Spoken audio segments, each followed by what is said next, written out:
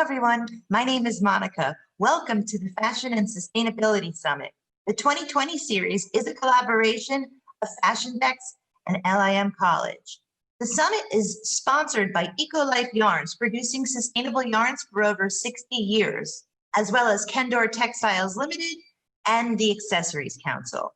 Welcome to week 19. We are about to have a conversation on sustainability in fashion at Zalando, Icebreaker, and JS brands. Speakers today are Pappas of the JS Group, Cameron Walker of Icebreaker, and Beth Greenaway from Zalando. Our lead moderator today is David Burnett from B&B, and our co-moderator is Francesca Crognali. At this point, I would like to introduce our first speaker, Mr. Cameron Walker. I'll dive in here. So Cameron Walker from Icebreaker. First of all, huge thanks to FashionDex and LIM College for hosting this, and look forward to the conversation. I will be quick in my introduction. I have 4 slides, but I'll be very quick if you want to. But the brand really grew up in New Zealand 25 years ago. So this shows a sheep station, but it really started on a sheep station with the founder who went with his girlfriend here to the sheep station and discovered this thing called merino wool, and wore this t-shirt for days, running, hiking, those types of things, and realized the great natural properties that merino had around it. And I can talk about that later. And as you flip to the next slide, what that really led to as a brand is really helping the founder and the brand to realize really nature has the answers for us in terms of where we want to go as a brand and where consumers are going. So our brand is really grounded in merino as a natural fiber and other natural fibers, and I'll talk about that more later. But here's our purpose. It's driven by belief that nature has the answers. We provide natural performance alternative to synthetic-based apparel to create a healthier and more sustainable future for our species and the planet. So you'll hear me talk more about that later.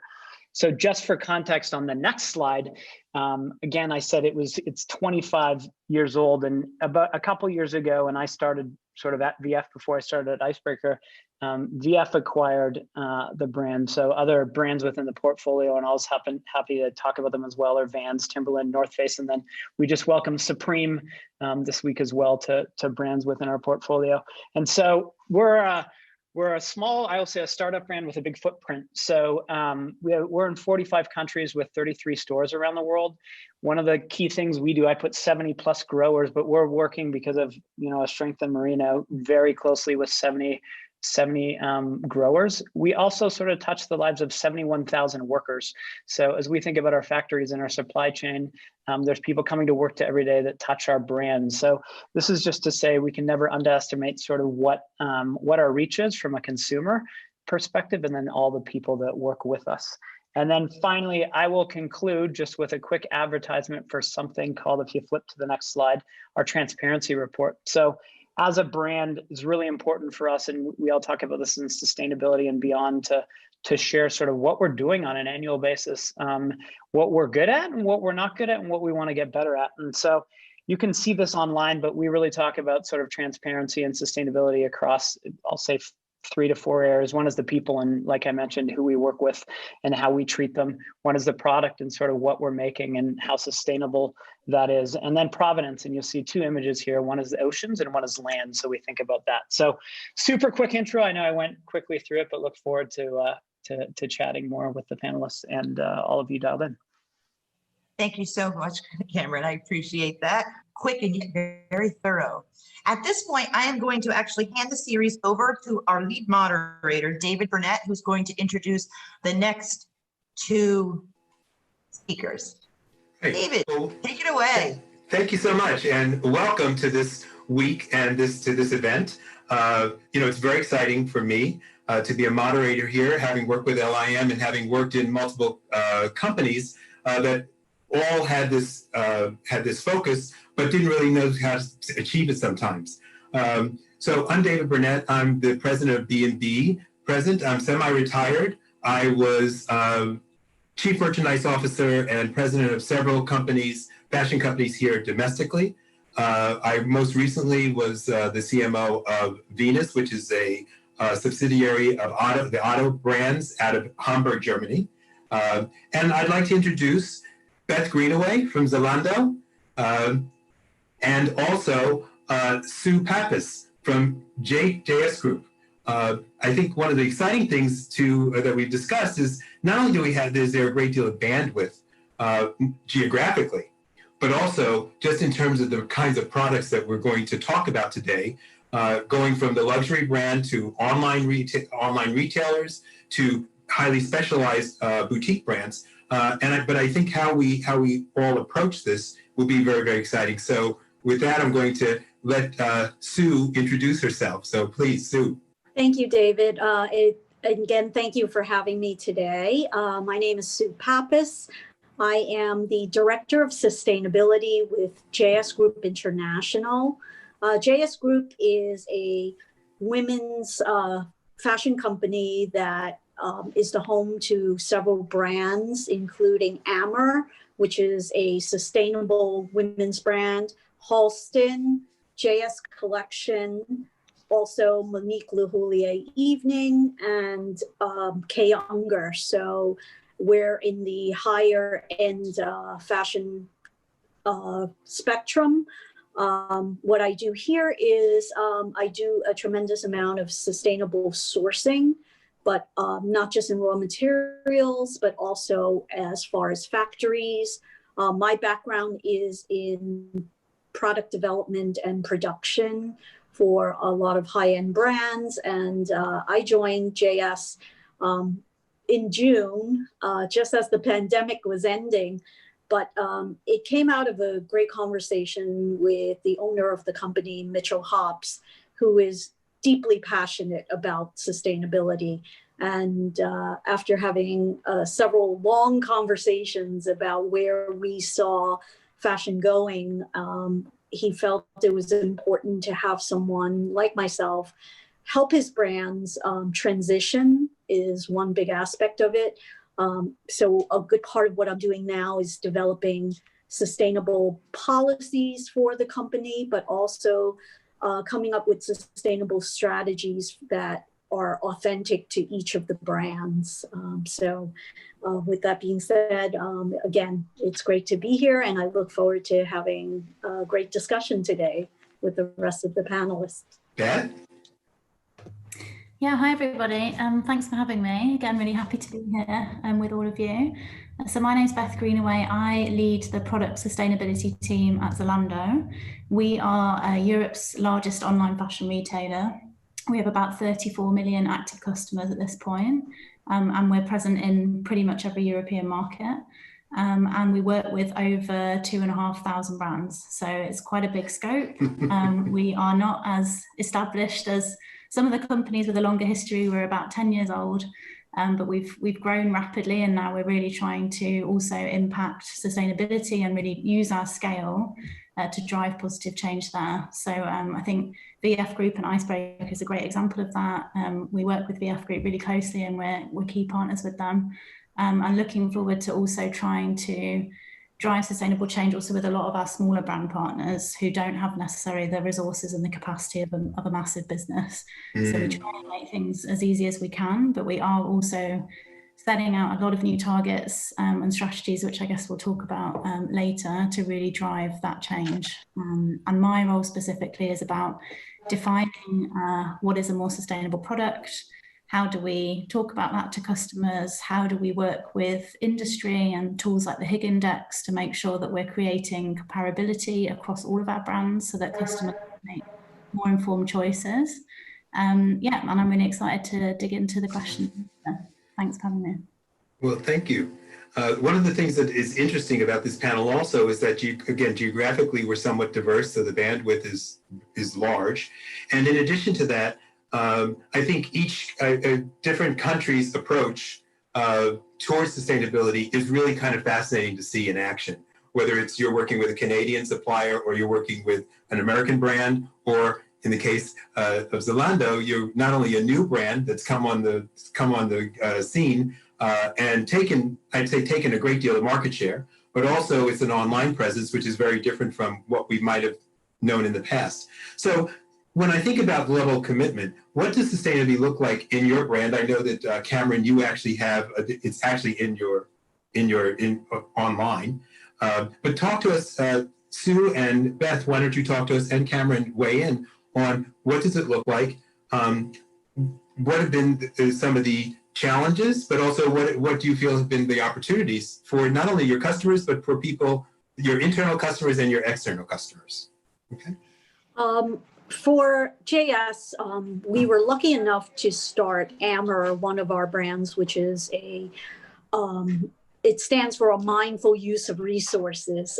So we really started with the actual sourcing of sustainable fabrics, and that line, all of the fabrics are either sustainable or they're organic. So we really had a great opportunity there to start fresh with a brand that truly didn't have to transition, so to say, in this marketplace.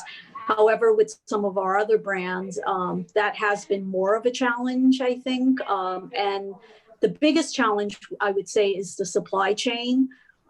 Being in the sustainable forum, I've noticed many of the suppliers are now on board to develop and do the innovations in materials using much more sustainable raw materials, such as yarn, because there's a demand for it. And I think that's great, because when I started on this journey about 4 years ago in a different brand, it was hard to find those materials. Even if you had the desire to bring your brand to be more sustainable, you didn't have the supply chain in place. And that's exciting to see. Cameron or Beth? I can jump on because I think, like JS Group with AMR, we're lucky enough to have a brand, like I said in the beginning, that's really grounded in sustainability and materials. I think our biggest thing in just talking about it going forward is really being plastic free as a whole. So we say plastic free by 2023. So 87% of the fibers we use are natural today, but we need to do better, I think, as a company. I think the biggest challenge is trying to figure out elements that we have in apparel that are just hard from a natural perspective, like elastane and these types of things. So that's our biggest challenge. But like the JS Group, trying to find those partners that will help us, and we can talk about that later. Like all this doesn't happen alone as a whole, and it's building these partners, A, to solve problems, but B, to get scale out of these things as a whole. So our journey is really around plastic free, and just to tell sort of why that is. If you think about, when you wash your clothes, 700,000 microfibers are going through your wash. Those are ending up in oceans. Mm-hmm. A whale is in the ocean consuming 110,000 liters in one gulp. And with that comes plastic. Birds, 90% of them come in touch with plastic. Seabirds and fish eat all these types of things. So 35% of the microfibers that are in the ocean are due to apparel. And so that's really why, as an example, in the oceans, we're trying to figure out how do we go plastic free so that we can sort of help the whole ecosystem, because this just flows everywhere beyond apparel. So that's a real focus for us. But again, we're lucky to have started with a foundation of merino and sort of build up from there. And I think from a retailer perspective, it's a bit of a different story, because you don't just have one brand vision, you're trying to tackle really a wide range and a lot of holistic, tackle it holistically. So we actually have set in our 2023 sustainability strategy, which we call Do More, because we think we need to do more than we are doing as an industry now. We've set 6 targets that we think cover the scope of what we do. So the first one is carbon, and setting science-based targets there to address our emissions. The second one is packaging, where we're trying to look at reusable solutions and actually eliminate single-use plastic. That ties in really well with what Cameron was just saying. The third one's about ethical standards and constantly raising that bar. And that's where we're working next, and rolling out the brand and retail module. Having assessments across all of our brand partners. We did the first pilot this year with 400. We're looking at sustainable products and driving that share up to 20%. And then we're also trying to focus on the future and shift to a circular system. We launched this year, and we aim to extend the life of 50 million products by 2023. And then we're also looking at the future of work and how we can help upskill people to cope with automation and all of the changes that will come in as a result of these shifts that we're seeing in the industry. So I'd say that for us, we're really trying to embed it in everything that we do and make sure that is very consistently messaged to our brand partners. And we are trying to figure out the right way of connecting all of that with our customers as well. We've had quite a strong focus so far on products, because that's obviously what the customer sees and what they're connecting with. But we, in the coming years and months, will also kind of connect that to all of these different goals and present a more holistic story. And I think challenges have been just the scale of doing that. I think setting up a lot of these things from scratch, as I said, with 2,500 brand partners, it's a big challenge. But we're really lucky to have partnerships with a lot of really great industry organizations and big groups, as well as small partner brands. So we try and really, we run workshops, we try and be as collaborative as possible and really incorporate that feedback and try and do things that are realistic, but are still pushing the bar where we can. So I think that, for all of you, you've really spoken to doing a great deal of heavy lifting, what I consider heavy lifting. It's not just, making the product, but it's also how do you take one more aspect of the product and then make that a requirement. To me, the most important thing that's happened certainly this year, and it's given us opportunity to speak like this, is the coronavirus has affected all of our lives. It's given us a great deal of time to think about things that are important and for us to address those issues. In each of your enterprise, has this event caused you to rethink your goals? Some of you, for those of you who don't have goals, I imagine that would be the first starting point. But then also, has this made you think differently about your goals and recalibrate them so that you're setting expectations that are realistic? Speaking from JS, I think one of the key initiatives that came out of coronavirus is this process and design. We really reduce our overall SKU count as far as development, and that is such a key strategy as a result of coronavirus, because all the retailers have reduced open to buys. And really, in the upside of it is our design team is much more focused now. They're, because it's about less is more. It's about really each SKU being really important, and you're not just designing to design and to fill space, because there isn't that need for the extra space right now. And I think that fits into a sustainable strategy much better, because the fact that we're producing what we need, we're not producing extra inventory that's not needed. So all of that is a byproduct of what happened with coronavirus. But I think overall for the industry, it's been a great thing. I feel like I'm going to just repeat what you're going to say all the time from JavaScript, but I mean, it is amazing what it's done to sort of rationalize SKUs and open to buy. It's now like the favorite conversation, I think, for most brands as they manage inventory and think about it. What I might add on top of it, just as a whole, and obviously for us, it's great the consumer is sort of changing and thinking about differently. I think being more purpose-driven, sustainability, all those things. So it's great. We feel like the audience for all of us is growing. But I think the one thing, and Zalando knows this better than anyone, like e-commerce has exploded, right?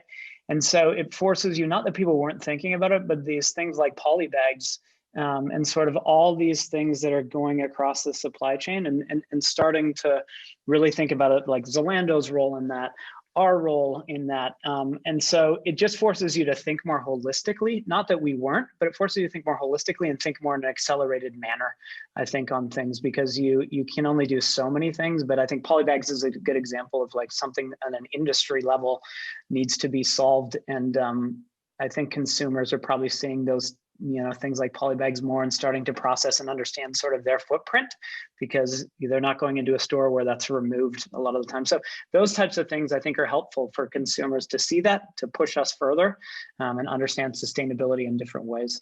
Yeah, I would completely add on to that. I think, we realize that we've benefited where, other companies have really struggled. So we're really trying to be quite humble about that, and the success that we've experienced in the last 2 quarters has come at the expense of other companies, which is a really sad fact of the situation. And at the same time, we're really trying to understand how can we help offline. So as part of the strategy, related to COVID and the impacts of that, we actually we rolled out what we call our connected retail program, and we connected to actual physical stores. So we allow them to host on our platform and then ship directly. So it's, I think, in addition to all of the kind of, the existing sustainability topics and environmental topics, I think it's really all about how can we support local, how can we make sure that we're not just this big online player that's taking all of this market share. We really want to be in the community and supporting that, and that's been super successful. So we're now actually rolling that out to more markets. And I think just adding on to the point about consumers, we did actually some research in the summer, and 34% of the people that we asked 10,000 customers, said that sustainability and transparency has become much more important to them since COVID. And I think we've also seen that in the buying behaviour. So the share of customers that are buying more sustainable products is now with us at 40%, which is double what it was in January at the start of the year. So it's not only that they're saying it, we see that it's happening, and we see this very quick shift in 6 months, which is incredible.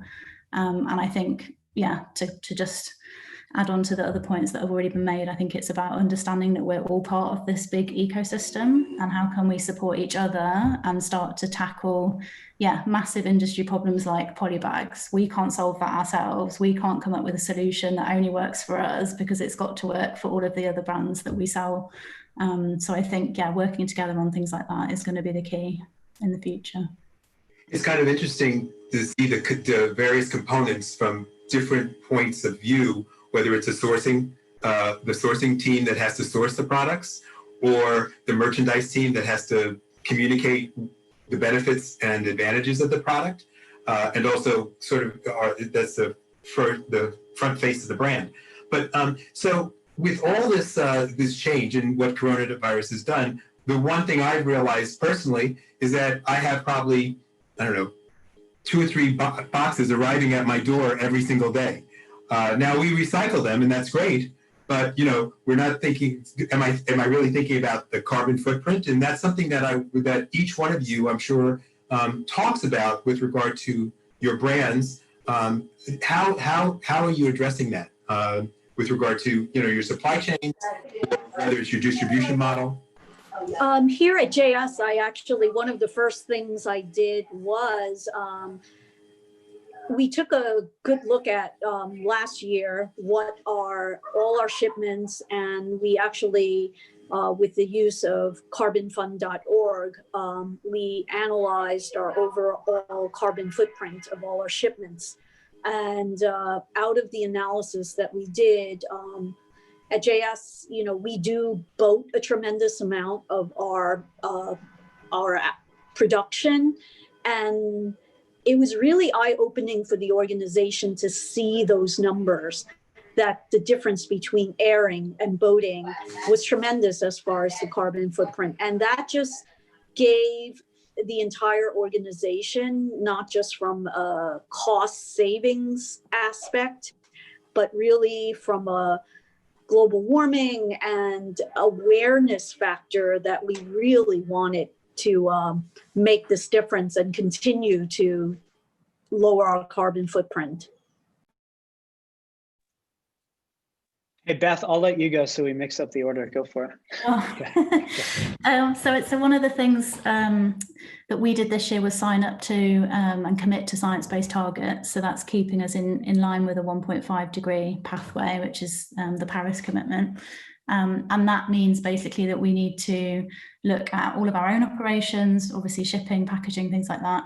We need to look at the products that we're making. So we have private labels and the entire footprint of that, including all the materials and the production, and then also all of the other products that we sell. So we've actually taken a very, scope 1, 2, and 3, and this wide impact of everything that we do, and set targets, which means that we're going to have to reduce our own operations by 80% by 2025, our private label production by 40%, and we're going to have to engage 90% of our suppliers, which is brands, logistics partners, packaging suppliers, by 2025 as well, to set their own targets. So this is a massive hill to climb.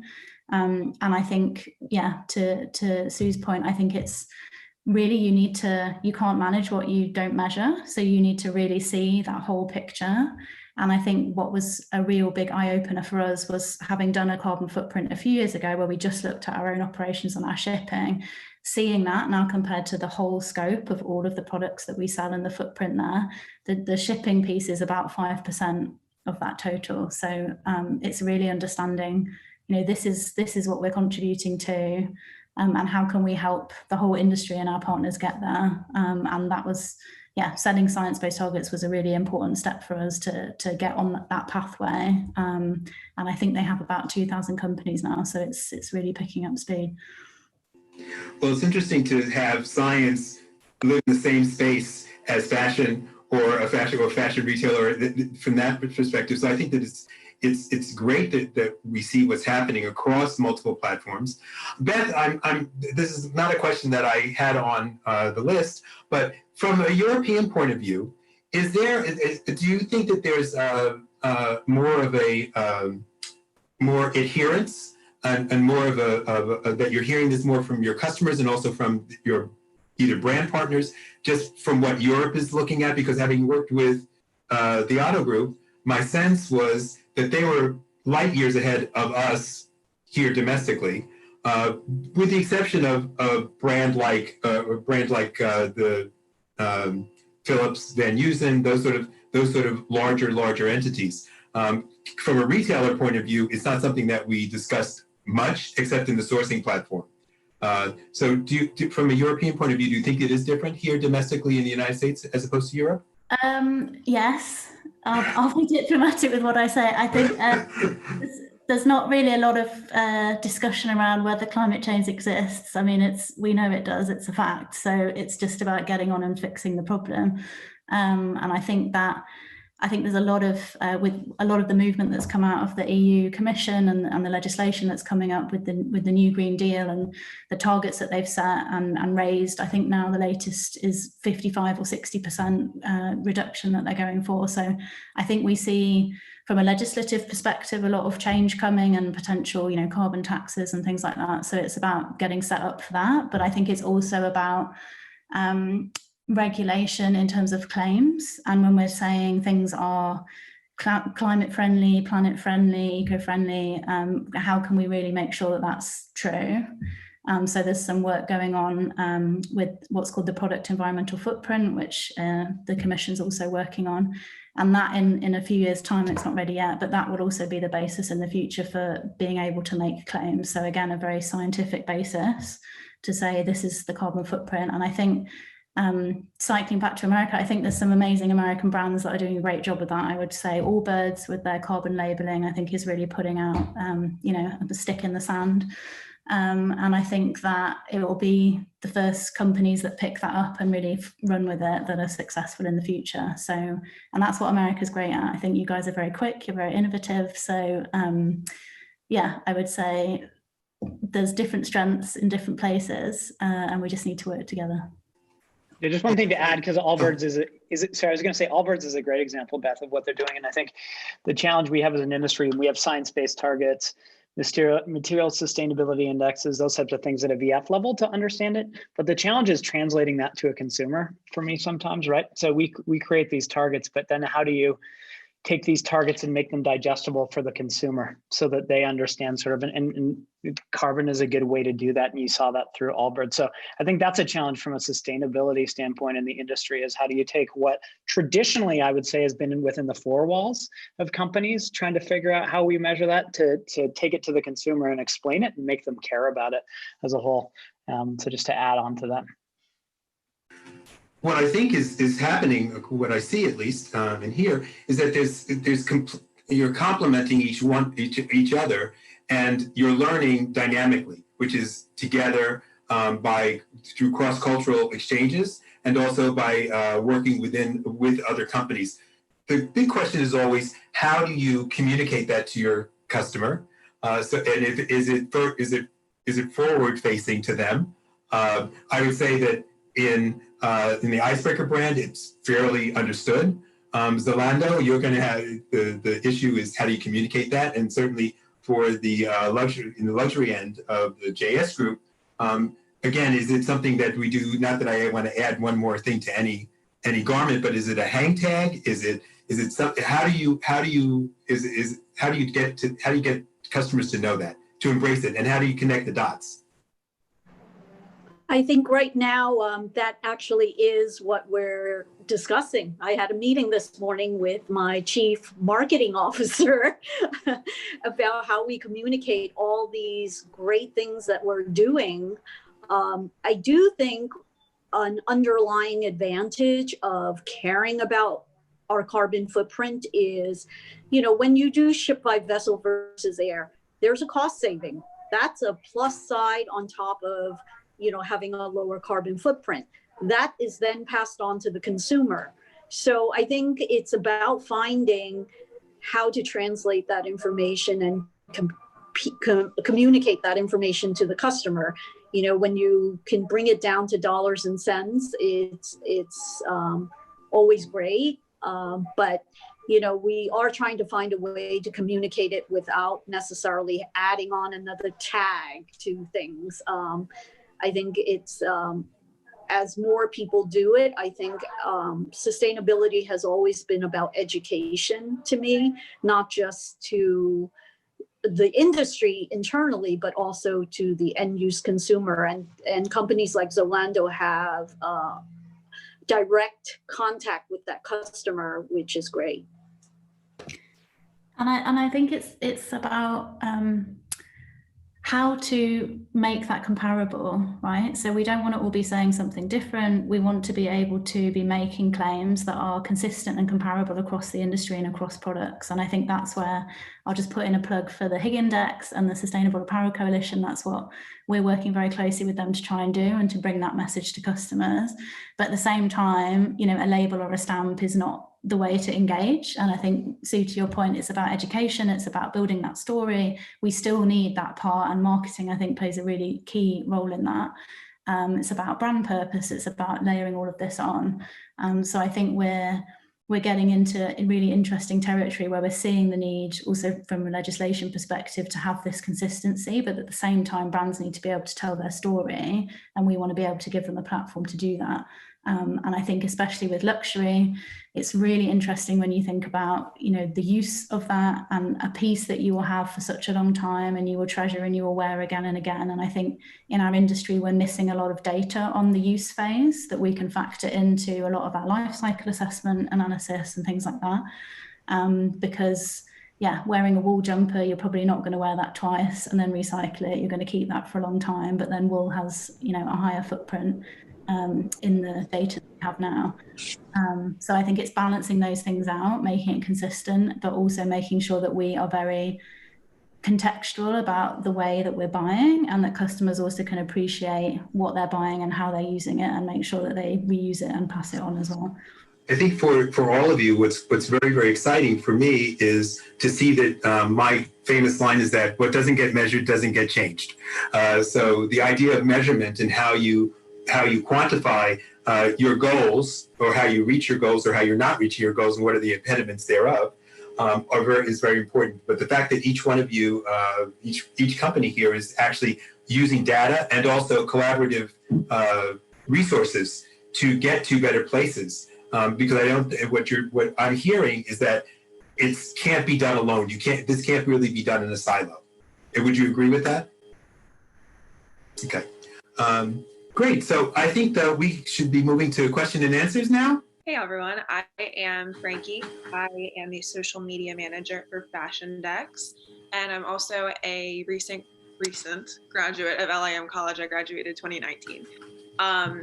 So all of this is very near and dear to me. We do have one question here from Zoe. Very, very eloquently worded, Zoe. So she says, I was wondering what you guys think about marketing's role in the sustainability movement. Arguably, we simply need to be consuming less in order to make a bigger, more positive impact on the planet.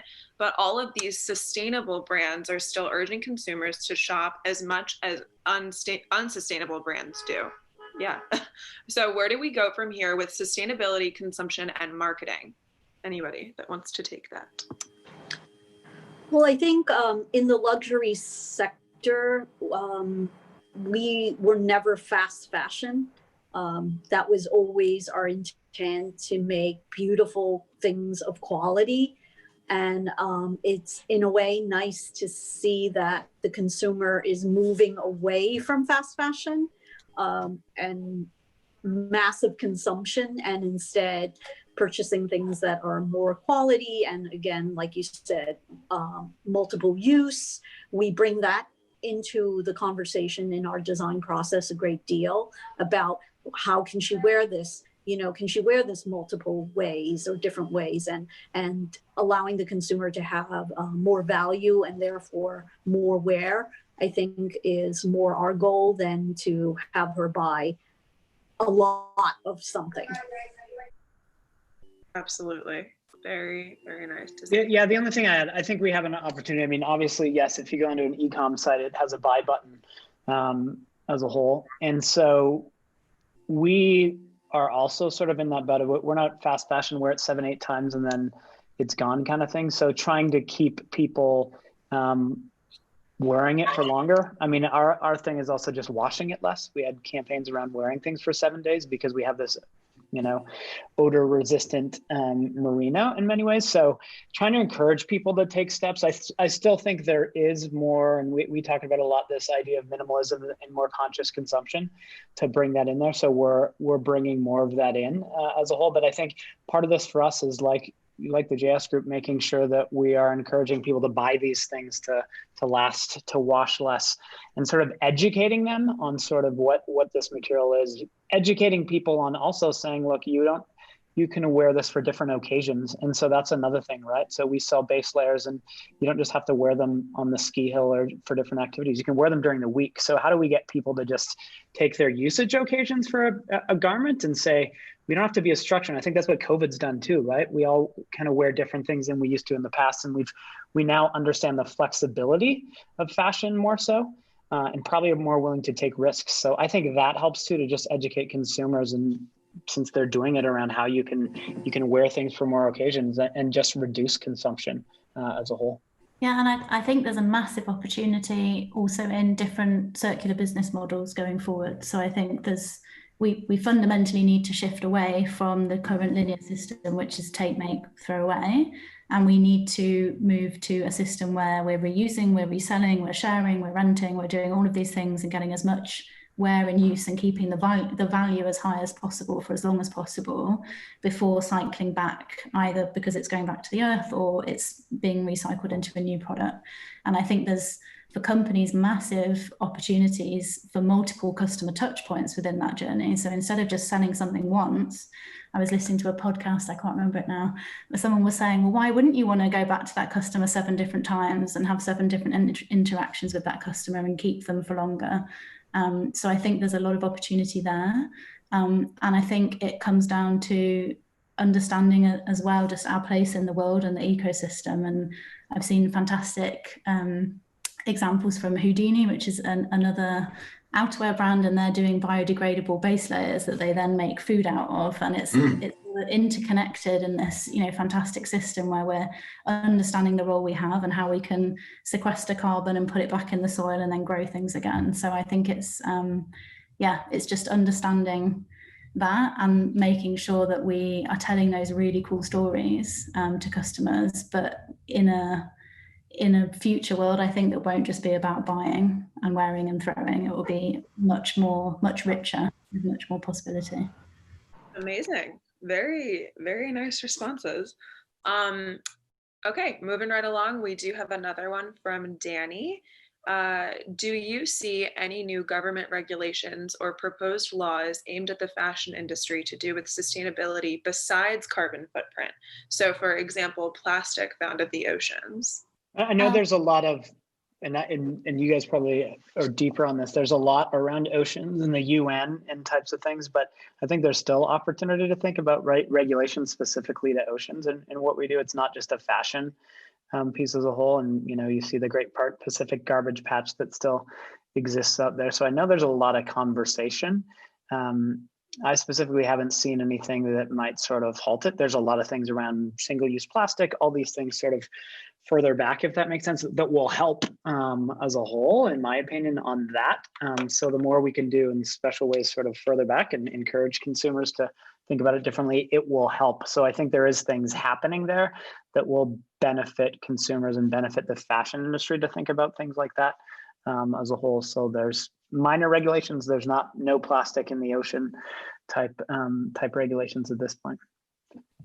I think from the United States, it's a little bit different, but here in New York, we outlawed plastic bags and plastic containers. So that affected retail. I mean, you know, the shopping bags that you use, you know, so I do think that from a sustainable standpoint, the consumer is driving that as well.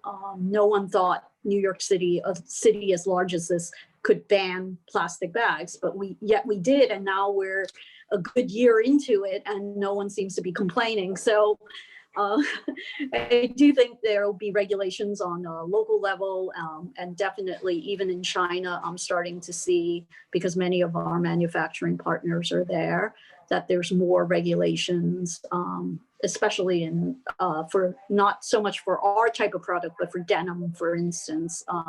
There's much more awareness of water usage and pollution. And I think from a European perspective, there's quite a lot coming down the road related to claims and making claims and how you quantify those.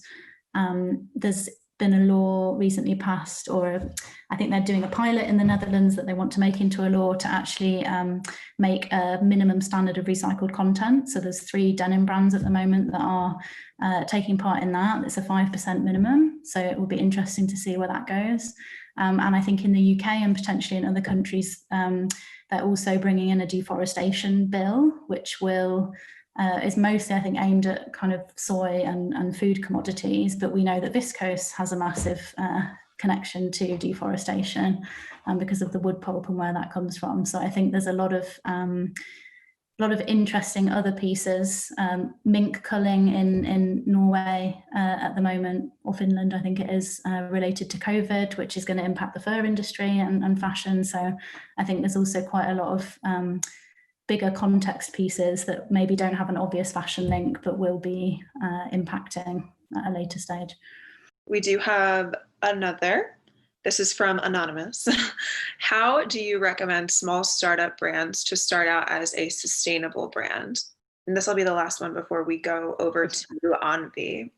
A couple thoughts here. I mean, I think what we've said is there's a lot of partnerships out there when you think about sustainability on materials. So finding those big partnerships and sort of how you can plug into them. So big companies are doing great work and small companies at creating partnerships if you think about materials. So how do you find those as a whole? The other thing I'd say as a startup, if you're trying to figure out, I mean, the challenge is having purpose and making sure consumers lean into it as you're trying to grow. And so just making sure you're testing sort of things before you make choices in sustainability. And so what do you want to be from a sustainability brand? And then testing that with consumers so that what you create, you've sort of tested your demand, and there's many ways to do that digitally, but that's a suggestion on just making sure you connect the dream with the consumer communication, then you connect it sort of with what you're trying to do, but without leaping off, because we all want to be sustainable, but just making sure you build a sustainable business too, I think is important, so that you have profit to continue funnel your purpose as a whole. And I would also say, if you're starting new, you don't have to make all the same mistakes that the industry is making now. So why don't you think about a different model? Why don't you think about rental? Why don't you think about a different way to connect and test that?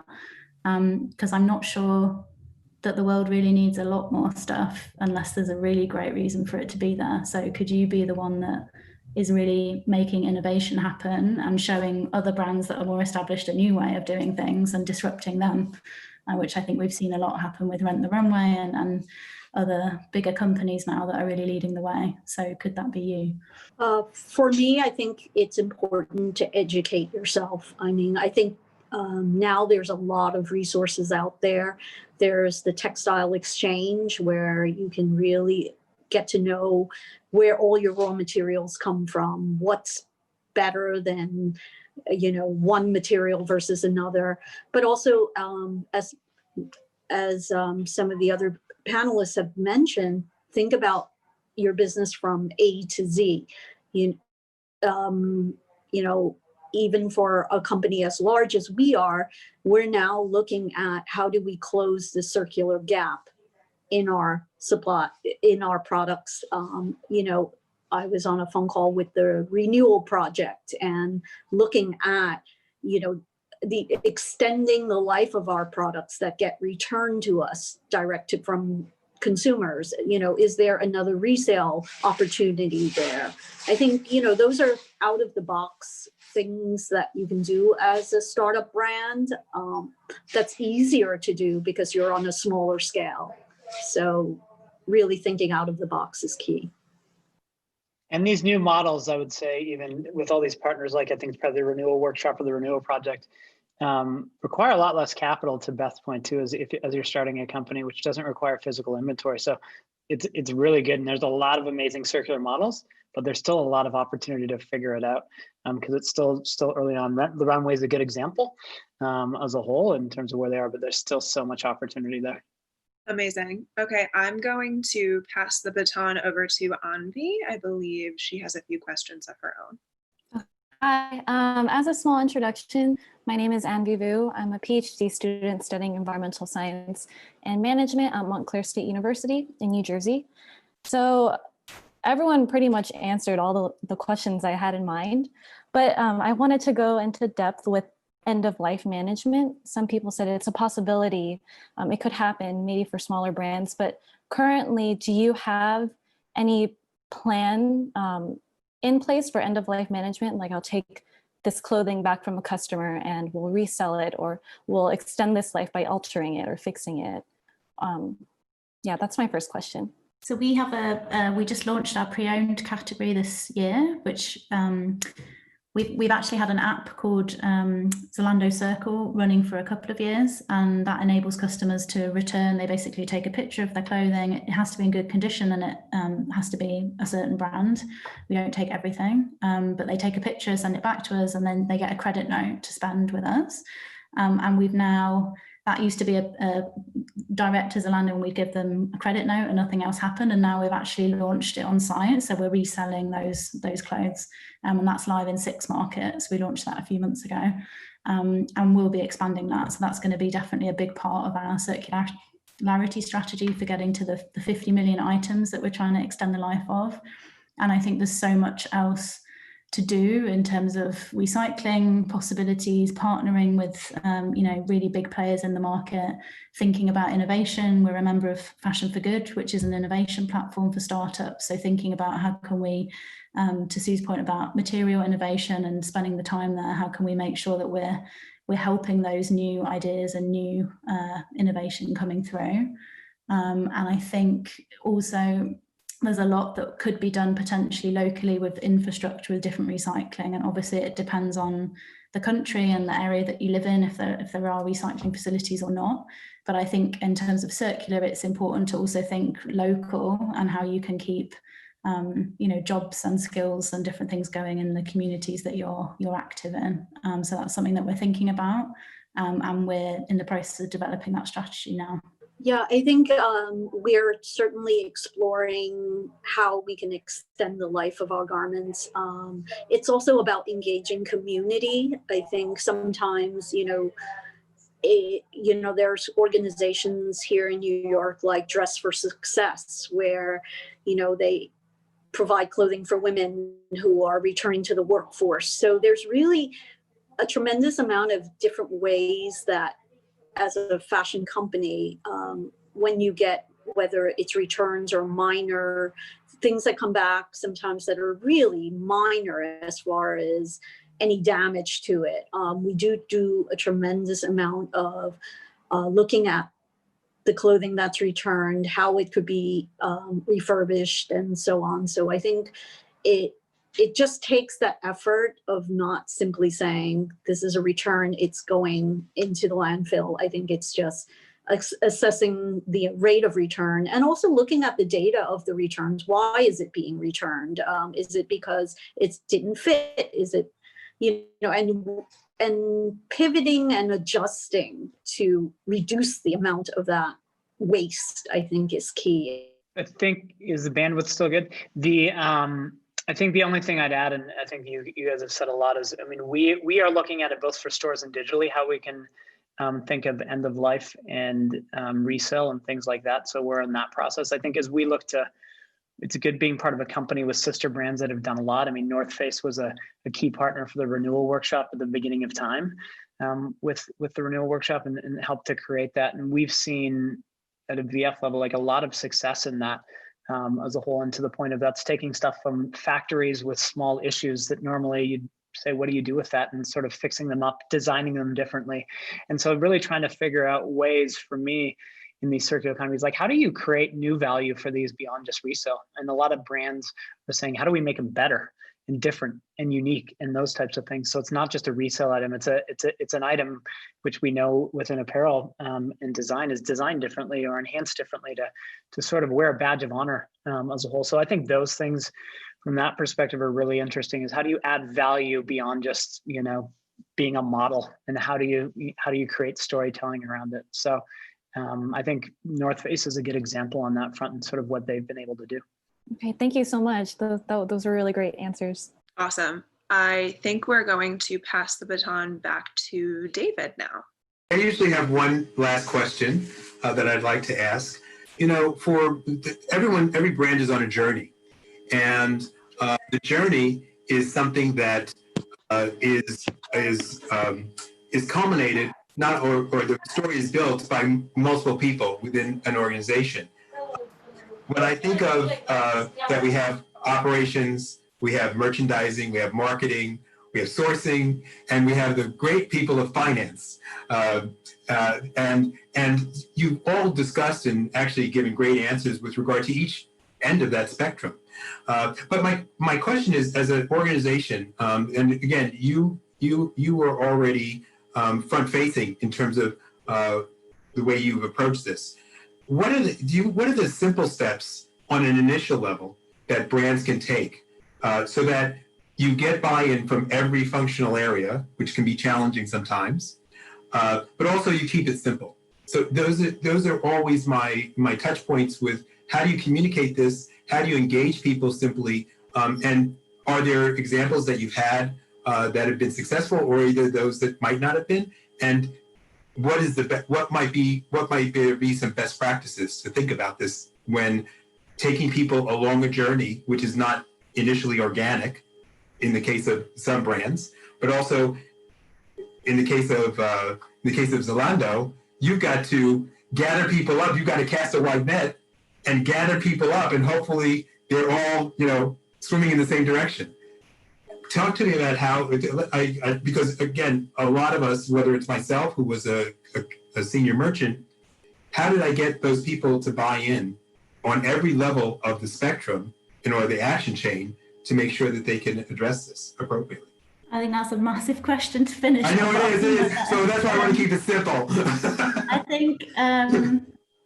I think what you can do is you can try some small things and get some quick wins and show that you have success with that, whether that's because you are getting a new customer, whether that's because you're making cost saving, because you're shipping and not flying, all of these different small things. I think ultimately it's about getting buy-in from the top and making sure that that's filtered down through the company. And I think that was definitely the case with us. We were doing a number of different initiatives and having some success, but it was really when one of our CEOs had his kind of aha moment and said, oh, wow, you know, this is my carbon footprint. And that just kicked off the whole thing in the company, really. And then since then we've been flying. So I think a lot of it is just about people having permission, because people really want to do good. People are so motivated and engaged. And I think with COVID and the climate crisis, people want to do good, and they just need to be told, yeah, go and do it. And so I think if there's a way to engage your top management, however they need to hear that information, whatever is what pushes that button, find that and get them to buy in, and then everything else will be a lot easier. Yeah, that would be my tip. Yeah, I think I mentioned testing as a whole. I think finance, obviously driven by numbers. So the more you can, and we've seen it in our company, trying to do testing as a whole and do beta testing, those types of things where you don't need to actually do real things, but you figure out ways to get real data, if that makes sense, around behavior. And so to Beth's point, like really showing up with knowing what that data is, because you also want to make sure that what you believe to be true is true. as a whole. So if you can come to the table with that, that helps. I mean, our brand has the luxury, like you say, David, of having that built in already, and we have it built into our consumer value proposition. So it's hard for me to say how to get there, but that's because we built it in from the beginning, right? And so we've priced it in. Everything kind of works for us, and it's great. But for new things, again, figure out ways to test it, because finance is driven by emotion too. Let's be clear, but also just sort of data. So how do you bring real data to the table and test? And it also just makes you feel better about what you're going in with. So that would be my tip. Well, that's very. I think I am on. That's very exciting because I always realize that the finance guys are a little different than the marketers or the merchandisers or even the sourcing people, and you do have to follow the money in the end on many levels. But I think that one of the things that has been brought out that might help, just from my own reading of this and listening to you, is that if you think about your personal footprint, carbon footprint, and that's the first way to engage so that you're feeling it personally. It's something that's individual, and then taking it to the next step might be a great way because it's actually affecting us personally, but we may not really know how much we're contributing to these issues until we actually do the work or do the math or do a simple exercise to determine and make it personal. Because when you make something personal, then people can own it in a different way. They can interpret it in a different way. You guys have done a magnificent job. Again, thank you so very, very much for all your insights and all your the answering questions and helping me to understand exactly what challenges you face on a daily basis. And certainly for those of you who, Andy, for you who's going out of the educational field to the real world, I think that it will be very exciting. Also, as you know, one of the things that that I hope that we all get out of this series is that while we might not be dealing with many of these issues initially on an individual basis, Cameron, you may not be at Icebreaker for the rest of your life, but so you may take these issues or realize these issues are somewhat different, but the more and more you learn and educate yourself, whether it's from Zalando or from Fashion Dex or from JS Group, I think that we can all move forward knowing that you have resources to at least ask the questions and try and answer the why, which is very, very important. So I want to thank you. I'm going to hand it back to Andrea. Thank you so much, David. We're actually going to hand it to Monica, but I will also say thank you, David. Thank you, Cameron. Thank you, Beth. And thank you, Sue. And also thank you, Frankie, Anvi, and Rebecca for sharing your knowledge, insights, and amazing work to change the future of fashion. So without further ado, Monica, take it away. Monica. Thank you so much, Andrea.